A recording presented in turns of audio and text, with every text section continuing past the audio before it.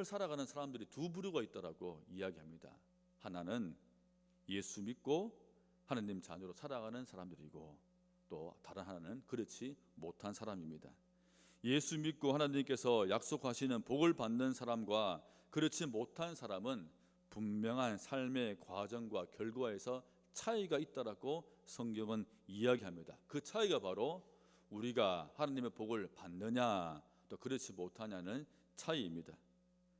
그래서 하나님은 우리가 하나님 잘 믿고 예수 잘 믿고 복 받기를 원하십니다. 복 받으며 살기를 원하신다는 이야기입니다.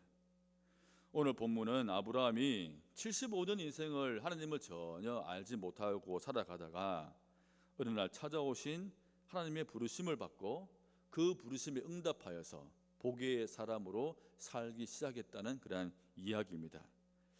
이 아브라함의 이 이야기를 통하여서 여러분을 향한 주님의 뜻과 계획을 알고 우리 모두도 복의 사람으로 복을 많이 받는 사람으로 살아가기를 바랍니다.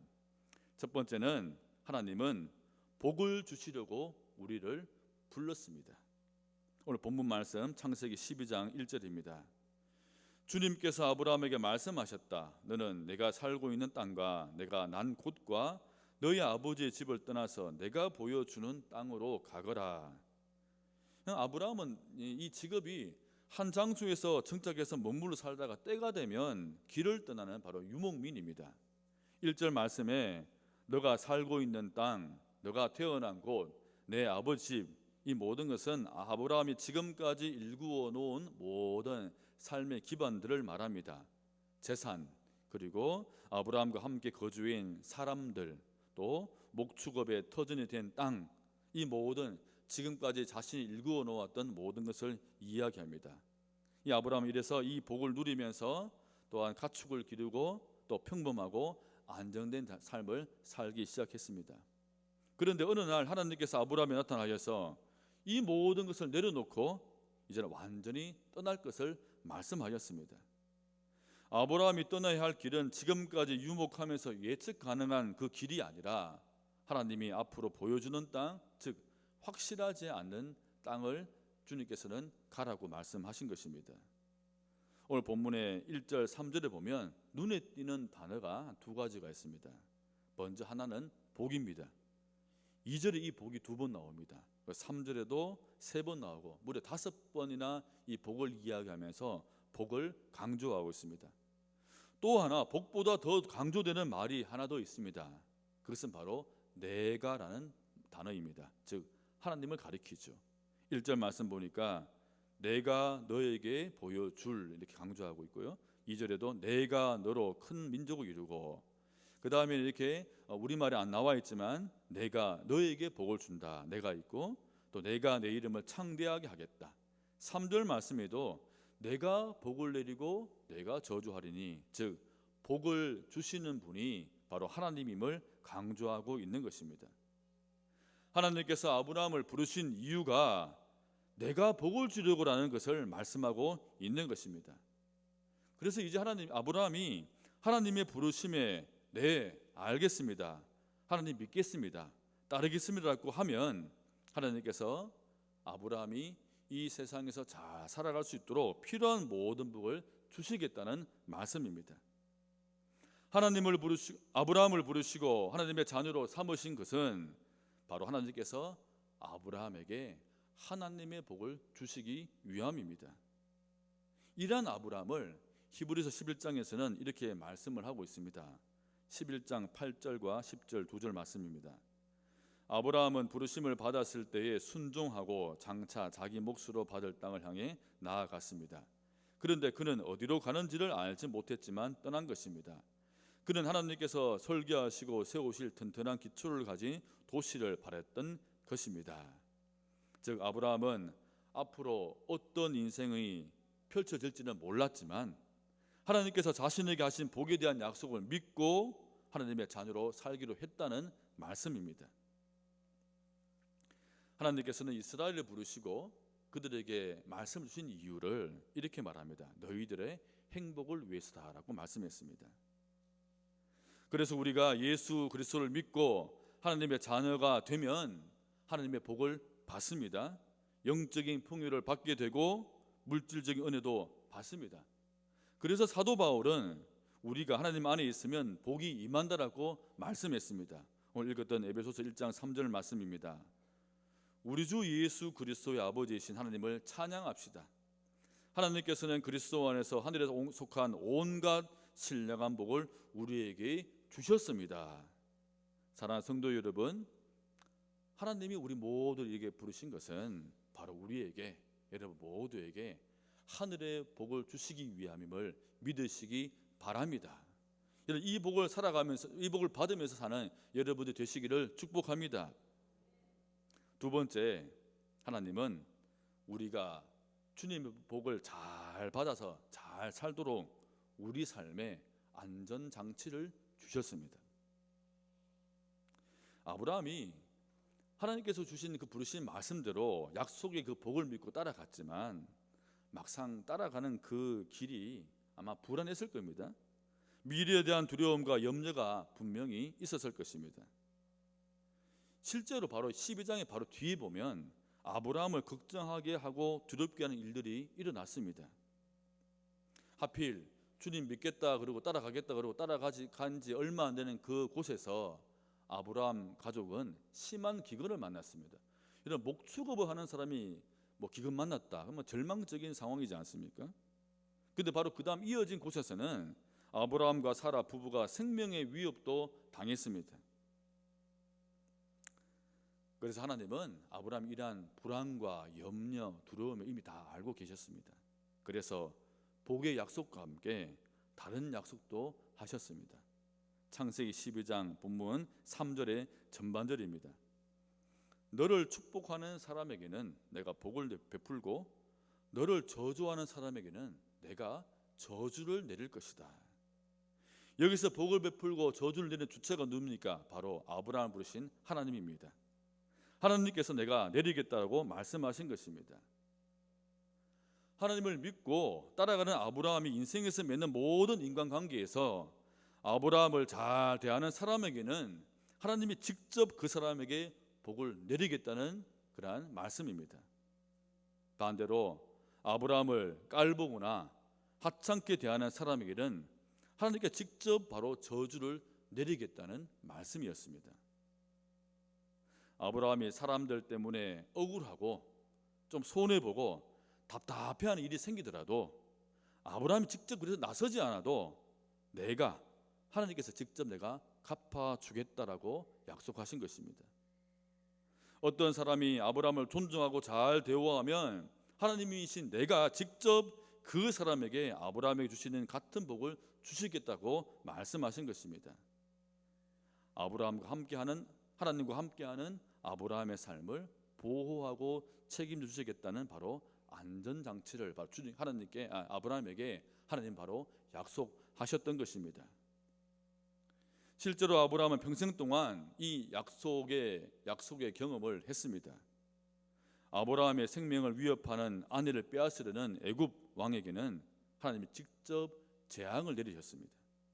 너를 저주하는 사람에게는 내가 저주를 내릴 것이라는 약속의 말씀이 바로 이루어진 것입니다.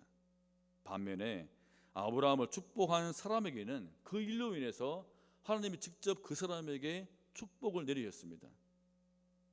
창세기 14장에 보면 예루살렘 왕 멜기세덱이 아브라함을 축복한 이야기가 나옵니다. 14장 19절 말씀입니다. 멜기세덱이 가리킵니다. 그가 아브라함에게 축복하여 이르되 천지의 주제이시오 지극히 높으신 하나님이여 아브라함에게 복을 주옵소서. 이렇게 아브라함을 축복한 멜기세덱이 구약에서는 더 많이 등장하지 않지만 신약 성경 히브리서는 이 멜기세덱을 이렇게 소개하고 있습니다. 이 멜기세덱은 살렘 왕이요 지극히 높으신 하나님의 제사장이었습니다. 그는 아브라함이 여러 왕을 무찌르고 돌아올 때 그를 만나서 축복해 주었습니다. 그는 하나님의 아들과 같아서 언제까지나 제사장으로 계신 분입니다. 멜기세덱이 얼마나 위대한가를 생각해 보십시오. 즉 아브라함을 축복한 멜기세덱을 하나님이 높이 위대하게 바로 만들어 주셨다는 바로 축복의 말씀입니다. 너를 축복하는 사람에게는 내가 복을 베풀겠다는 이 말씀이 바로 이루어진 것입니다. 여러분, 그러니 어찌 사람들이 아브라함을 함부로 대하겠습니까? 결코 그럴 수가 없습니다. 하나님께서 아브라함을 딱 지키고 계시기 때문에 아브라함의 삶은 바로 늘 안전했던 것입니다. 이러한 안전장치를 바로 주님께서 아브라함에게 약속하신 것입니다. 성도 여러분, 나를 함부로 대하는 사람들 때문에 너무 속상해하지 마십시오. 나를 괴롭히는 사람을 만나더라도 내가 너무 고통스러운 마음 때문에 내가 반드시 갚아주겠다, 안 갚으면 주겠다라고 내가 직접 나설 필요도 없습니다. 누가 대신합니까? 하나님 직접 하시겠다는 것입니다. 하나님이 내가 가만히 두지 않겠다. 너를 힘들게 하고 속상해하는 사람은 내가 가만히 두지 않겠다라고 우리에게 약속하였습니다. 반대로 나를 선대하거나 나를 보면서 하나님을 찬양하는 사람이 있다면 하나님께서는 내가 그들에게 직접 내가 복을 주겠다라고 약속하셨습니다. 하나님은 예수 믿고 하나님을 따라 사는 우리 모두에게 바로 이러한 안전장치를 주셨습니다. 이 안전장치를 믿을 수 있기를 바랍니다. 그러니 여러분, 너무 염려하지 마십시오. 두려워하지도 마십시오.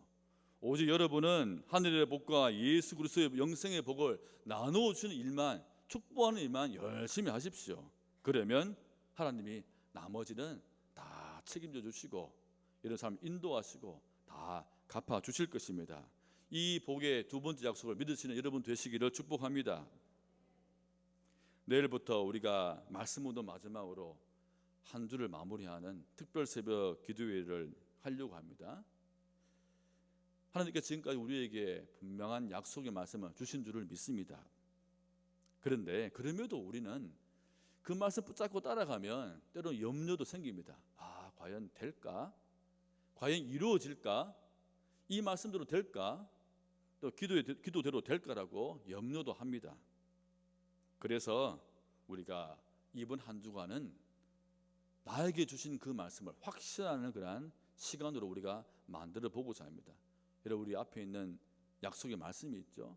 이 말씀은 사도 바울이 마지막으로 자신을 따르는 모든 성도에게 하신 말씀입니다.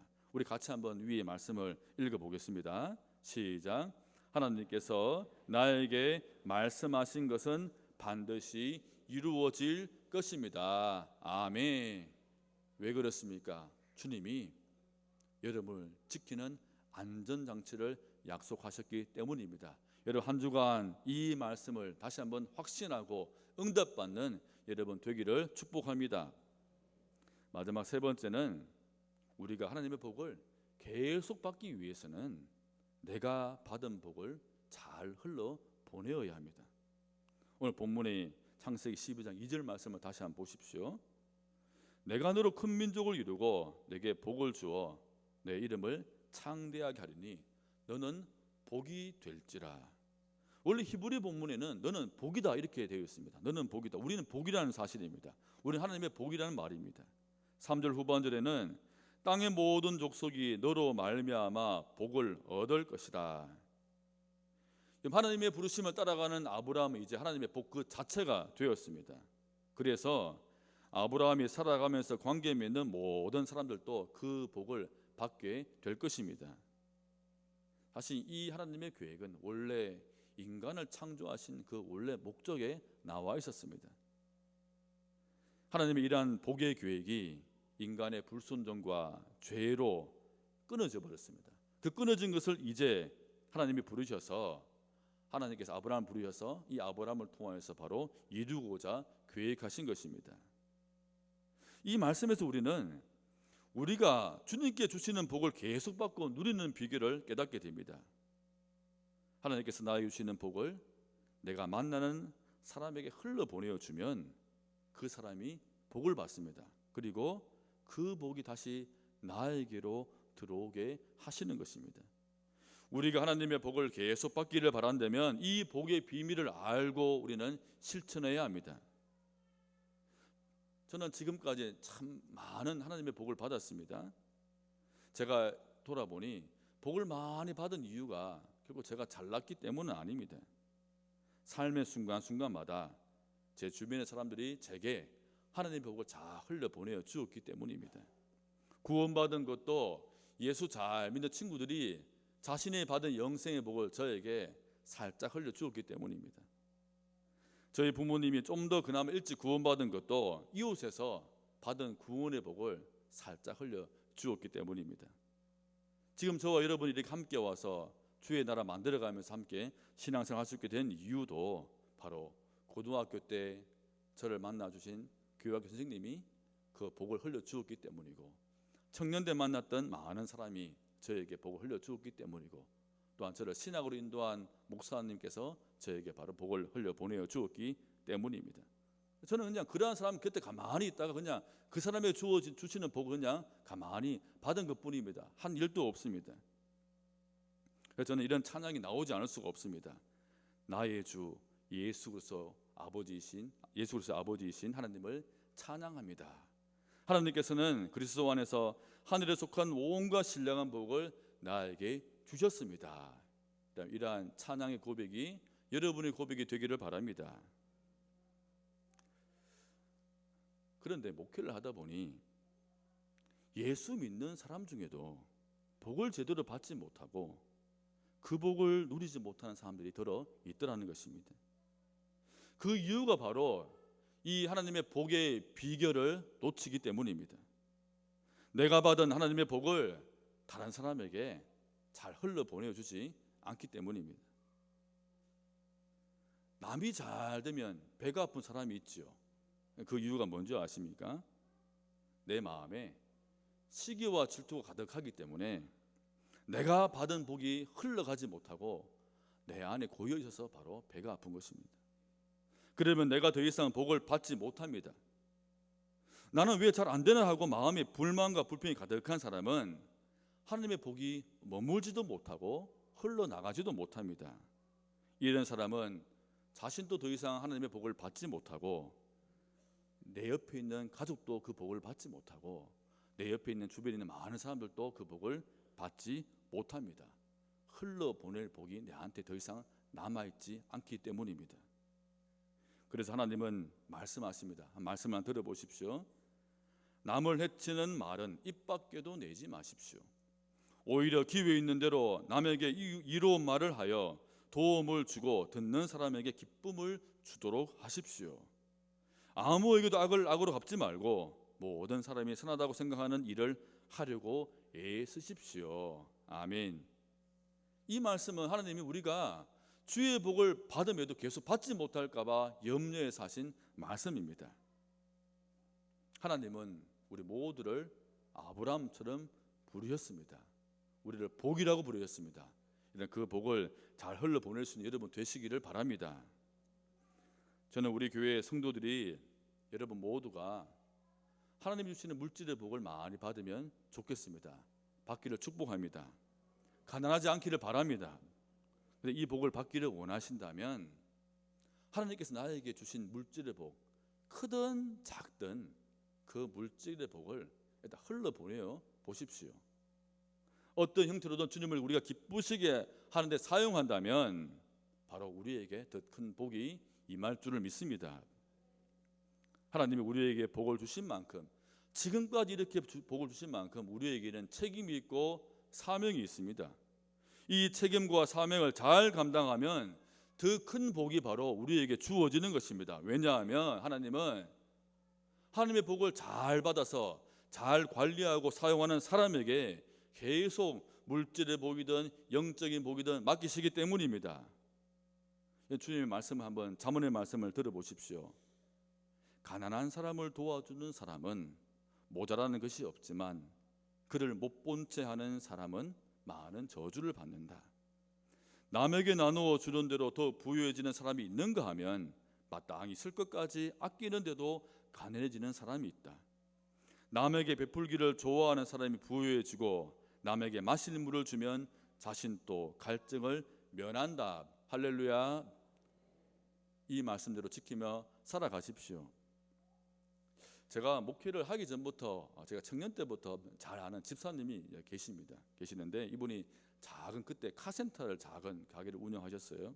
근데 이분이 예수를 너무 잘 믿고 하나님 말씀대로 정직하게 늘 베푸며 살고 자꾸 큰 이익 안 남기려고 늘 손해 보기도 하고 손님에게 너무 잘해주는 거예요. 너무 이익 남기지 않고. 오죽하면 사람들이 좀 저렇게 해서 돈을 벌 수 있을까? 저도 주변에서 불안해서 저렇게 해서 자식들 먹여 살릴 수 있을까? 그런 염려를 했던 분입니다. 참 이렇게 걱정할 정도로 늘 정직하고 이익도 많이 남기지 않으려고 하고 또 그렇게 넉넉하지 않은 수입이지만 늘 구제하고 선교 활동하고 늘 열심히였습니다. 그런데 어느 날 보험사에서 출동 서비스를 하게 되었어요. 이과 이 카센터 연결되는 바람에 그때부터 막 이렇게 물질의 복이 많이 들어오기 시작을 했습니다. 수입이 계속 늘어나게 됐습니다. 역시 하나님의 복을 나누어 주는 사람은 다르구나라고 느꼈습니다. 근데 이번에 수입이 늘자 그만큼 더 구제하고 선교하고 많은 사람에서 돈을 또 사용하게 됐습니다. 교회도 개척도 또 하시게도 됐습니다. 카센터도 또 2호점, 3호점 또 계속 내고 심지어는 자기 밑에서 열심히 일한 직원에게 카센터를 그저 열어주기도 했습니다. 이렇게 저는 확신했습니다. 하나님께서는 복의 통로가 잘 되어주는 사람에게 한없는 풍성한 복을 계속 부어주시는구나. 아멘. 저는 여러분의 자녀가 우리 포항 소망교회 성도의 자녀가 잘 되기를 바랍니다. 그렇게 되기를 원하신다면 자녀 옆 친구들이 잘 되기를 축복하십시오. 저는 여러분의 자녀가 좋은 직장에서 일하기를 바랍니다.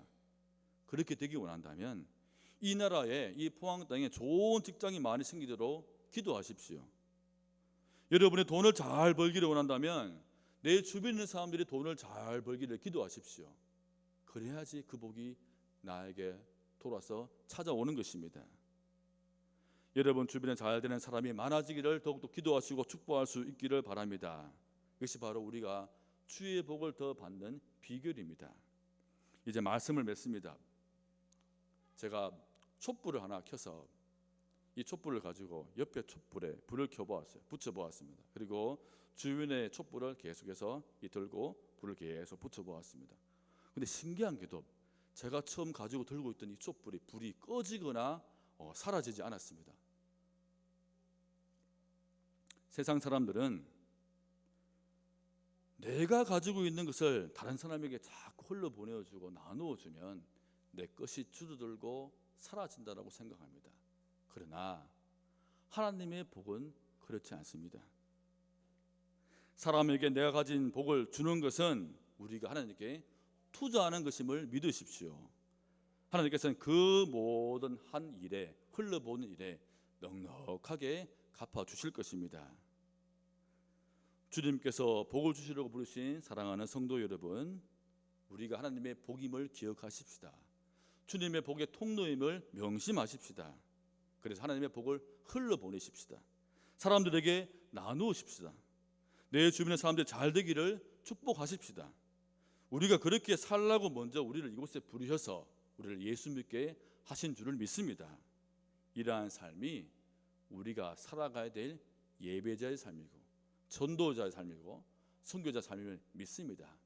이러한 복의 사람이 되어서 복의 통로가 되어서 우리 포항 소망교회 성도 모두는 영적으로 육적으로 풍요로운 삶을 앞으로 더 많이 사시기를 예수님 이름으로 간절히 축원드립니다.